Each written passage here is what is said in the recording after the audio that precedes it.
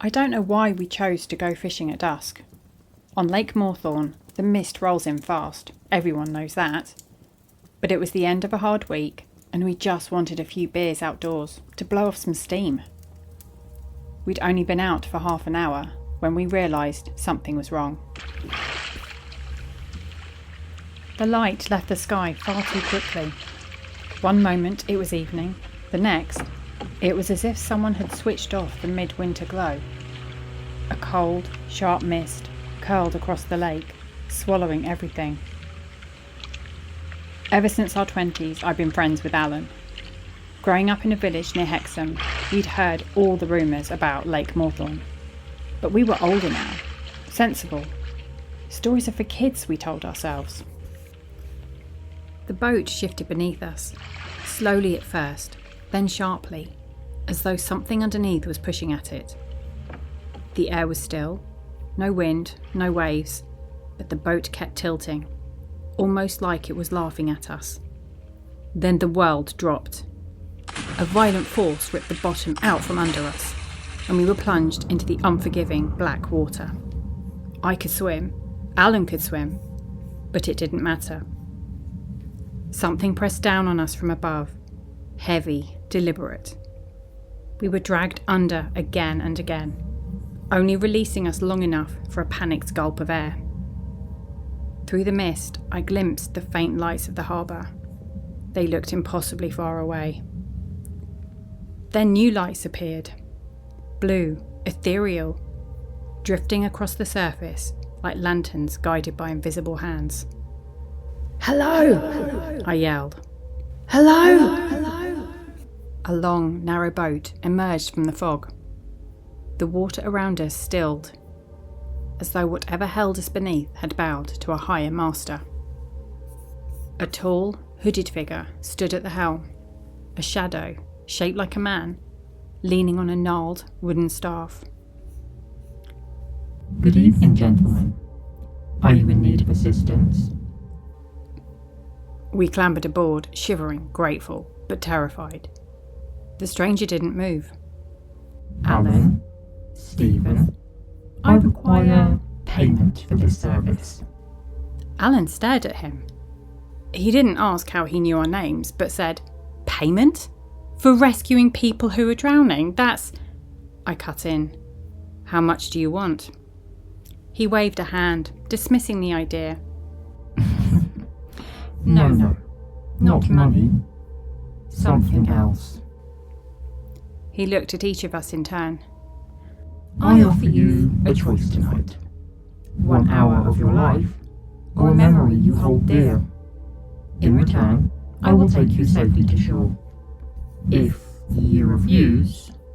He gestured towards the dark water behind us, and we understood. Alan swallowed hard. A memory? How about when I learned to ride a bike? The ferryman tutted softly. "No, you know the memories I seek." Alan's face changed. He looked at me, then at the water, then back at the ferryman. "Fine. My wedding day." "Done," the ferryman said. Then he turned to me. "And you?" I didn't want to give up a memory. They were pieces of who I was, of the people I loved. So I chose the only thing that felt safer. An hour. You can have an hour of my life. The ferryman smiled. And it wasn't a kind smile. It was a knowing one.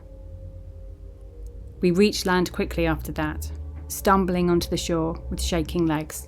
When will you take the hour?" I asked, turning back.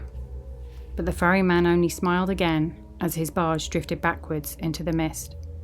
Within seconds, both he and the blue lights had vanished.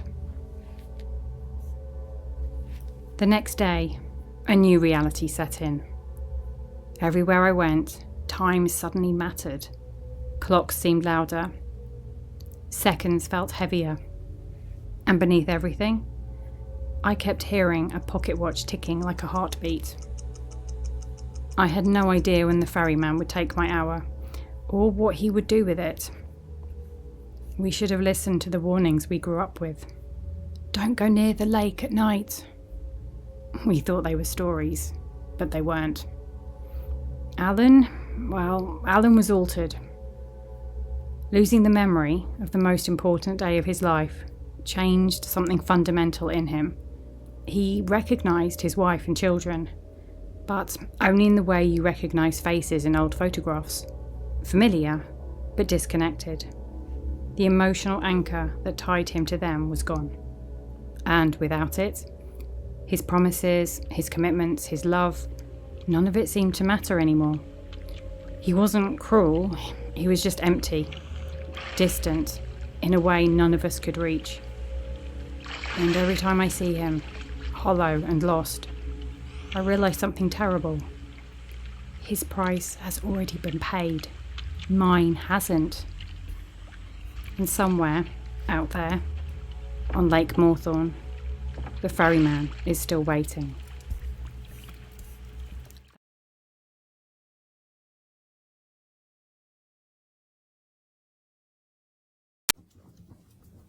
I thought I understood the price of my bargain with the ferryman. I thought I could survive it, but he always collects more than you expect, and never in the way you imagine. And now I'm terrified of what happens next. We'd gone out on Lake Mawthorne that dusky evening, me and Alan, and had been rescued by the ferryman. His price? A memory from Alan and an hour of my life. Alan was deeply affected by the cost of losing a precious memory, but at least his debt was paid, whereas I'm still paying. I naively thought the ferryman would take the hour in one hit, but no. He has been eking out the payment in increments, slowly. A few minutes here, 10 minutes there, and it's terrifying, losing time, having no memory of what was done while your body was conscious, awake, but controlled by a malevolent entity. The first time I blacked out, I found myself back at the lake. When I awoke, I was standing at the shoreline. The bottoms of my jeans were soaked, and there was lake algae under my fingernails. There were 2 dead fish at my feet. I could see a couple of blue lights disappearing across the lake, and I ran home. That's when I realised the ferryman had taken just 3 minutes of my hour owed. I sank down by the fire, finally understanding the enormity of the bargain I had made. The next time was 10 minutes. When I came to, I was sitting at a table in the pub with 3 colleagues from work. This time there was a sharp metallic taste in my mouth. One of my colleagues, Angela, was visibly upset, and she ran to the bathroom. "What happened?" I asked, genuinely worried. Jeff, our manager, frowned. "It's not funny, Steve, and it's not like you. Why would you mention him? She's barely coping." I had no idea what he meant. Today, I lost 20 minutes. When I woke up, I was sitting by my fire at home, but there was blood on my hands. Not my own. As I walked into the hallway, I saw fresh, wet drag marks and algae splattered on the skirting board. And that was enough. I went back down to the lake at dusk. I got a small skiff and rowed out. I was scared, but what faced me back on land scared me as well. I didn't know how to summon the ferryman. Last time, our boat broke and we nearly drowned. I hesitated. Then I put my bloodied hand in the water. It worked. There was a deep vibration under the surface. The air became still. No wildlife. Like I was in a bubble, breathing restricted air that had turned unnaturally cold. Then the small barge appeared, and the ferryman stood at the helm. "Hello, Stephen," he said. "How can I help you today?" "I thought you'd take the hour in one go. It's too much, this bit by bit." He stared at me, emotionless. "And why would you think that? Did I say that? Presumptions are dangerous. Can you make it stop? I just want it over, he tutted. No, Stephen. That's not how it works. You pledged an hour. That is what I'm owed. I can't take it anymore. I couldn't look at him, but I could feel those eyes on me, judging me. Well, he said, there is always your original choice. He gestured to the dark, deep water lapping around us, completely under his control. To prove his point, my skiff tipped slightly. I gasped, No, not that.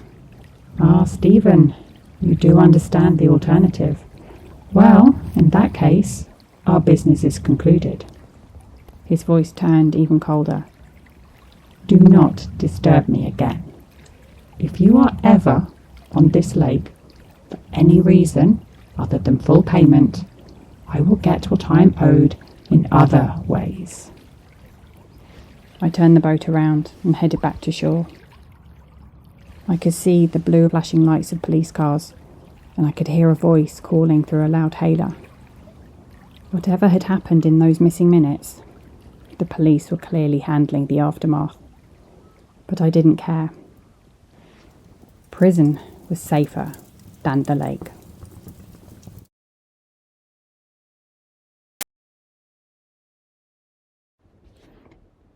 Fear can be a prison, but letting go of it, letting go of fear, can be incredibly liberating. It's interesting to be in a police station and feel relief rather than fear. That fear belongs on Lake Mawthorne. To be clear, I didn't harm anyone. The blood they found in my house belongs to a missing man from 2 decades ago, long presumed dead. So how was his fresh blood found in my living room? What had been his bargain with the ferryman? The lake has the answers, the ferryman has the power, but I can't go back there.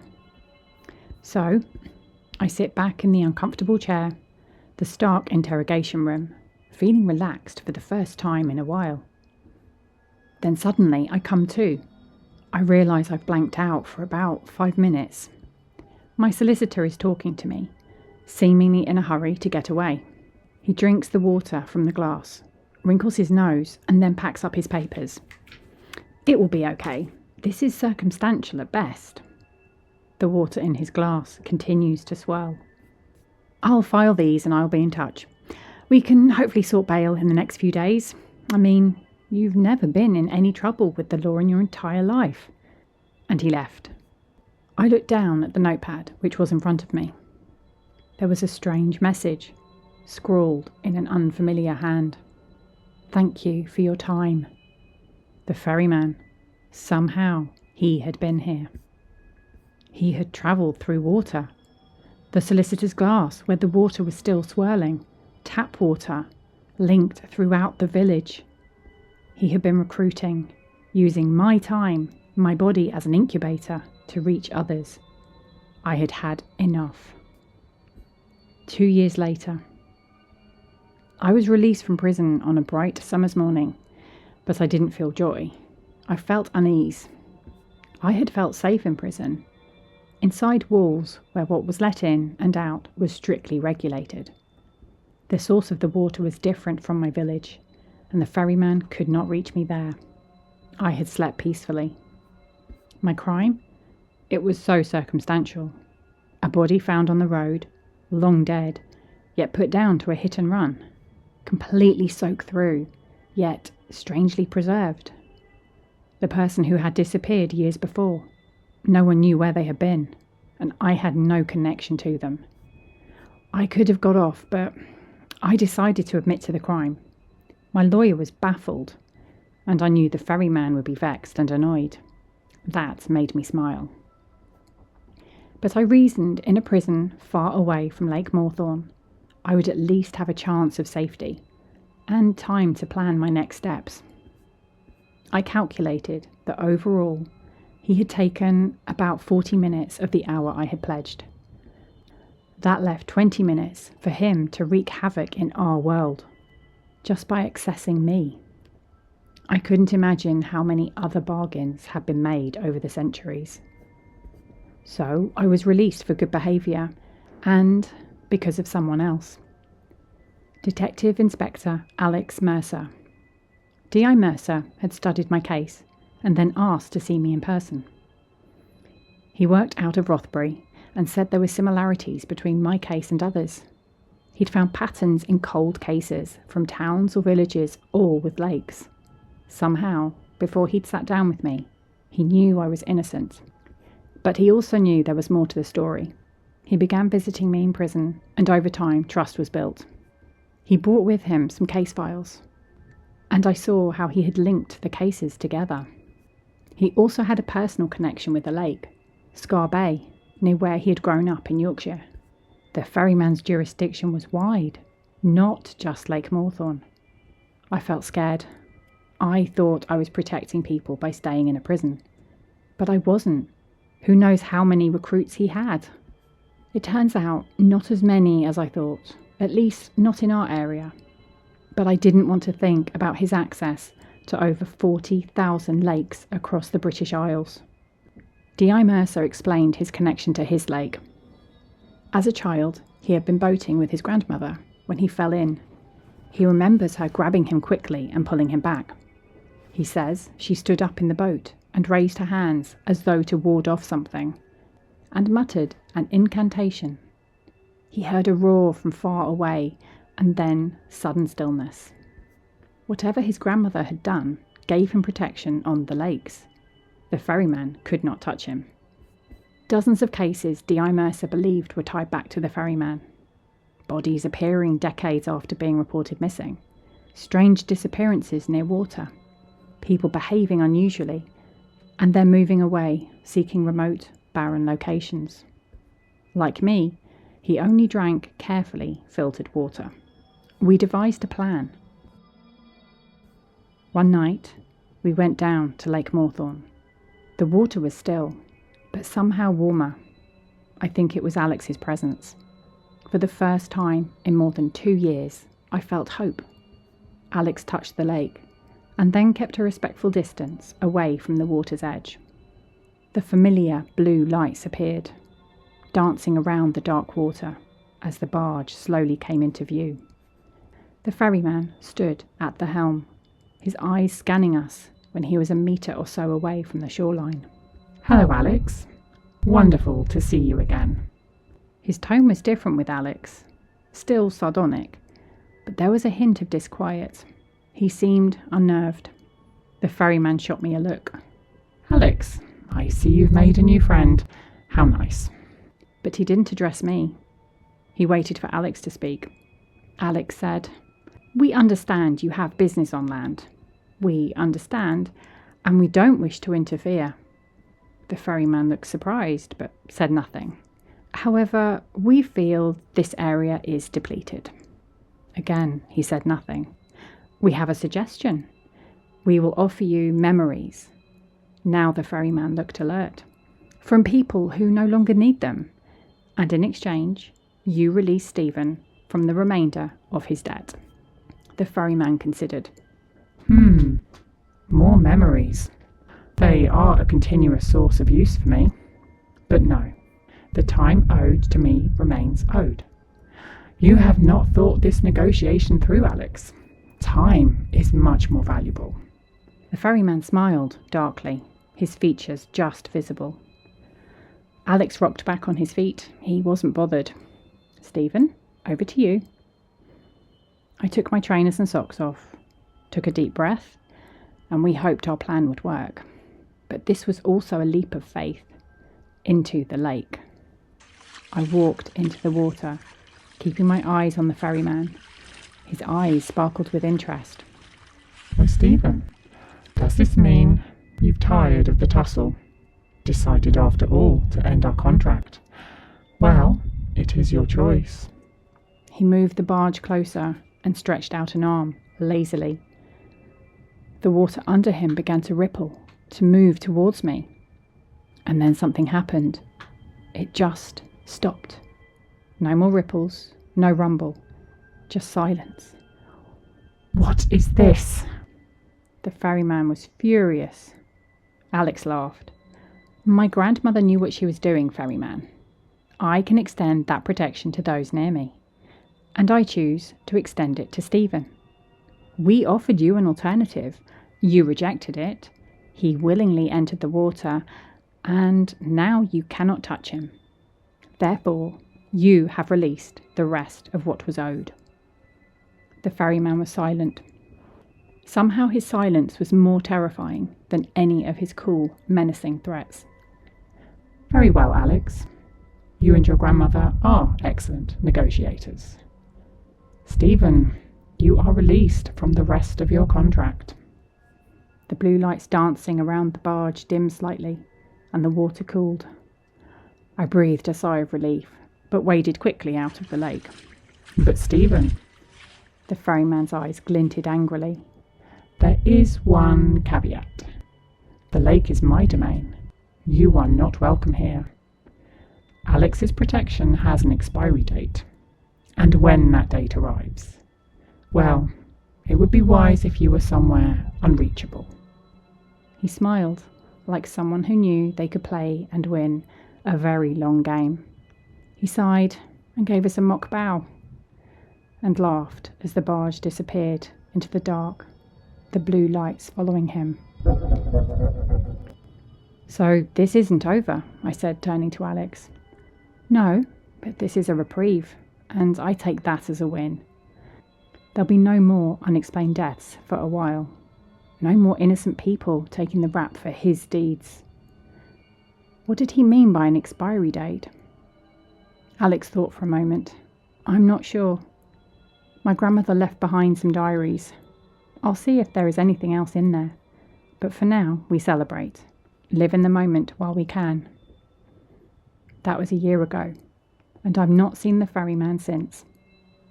I am now working as a private investigator, my conviction overturned, and I'm beginning to rebuild my life. I have a special water filtration system installed in my small cottage. Expensive, yes, but I know the real cost of not paying attention to water. I still work with Alex, and I can sometimes go where he cannot to ask questions. I'll always believe those who've been troubled by the supernatural. I'll listen where others would scoff. The future feels hopeful, but I am careful. I occasionally see ripples in puddles that shouldn't be there. I will make sure I keep my word to the ferryman. Thank you for listening, and join us next week for another story.